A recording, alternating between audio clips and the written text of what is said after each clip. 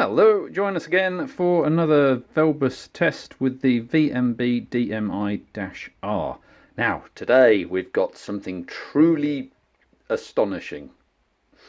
These are the RS Components RS-Pro, nonetheless, GU10 lamps. And I think Pro is stretching it just a little tiny bit. Let me show you. Let's take it to 1%. Isn't that lovely?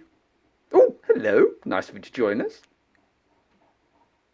Yep, still just the one then. But at least they go off. They go off when they're off. That's a step in the right direction. So, that's 1%. Now, I've done some testing, and let's do a 5-second fade to 30%. It's a magic number for these lamps.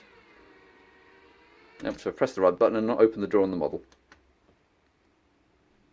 Oh, hello. And then nothing. There's very little discernible light level change. So let's take it on a 10-second fade from 30% to 50. And it's a shame I don't have a light level meter, because I could just about tell the difference there.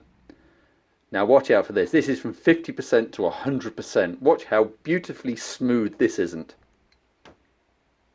Oh, there we go. So I reckon it gets to about 80% and then suddenly snaps to full brightness.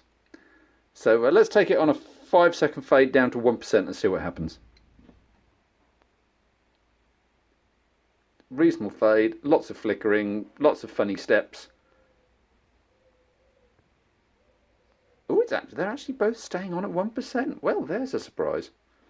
And then off. And then 5-second fade to 30%. Oh, hello. There we are. So here are some lamps I will not be recommending to use with the VMBDMI-R. They are the RS Components RS-Pro, and if you want to go searching for them, they are RS number 1237973. But I wouldn't waste your money if I were you.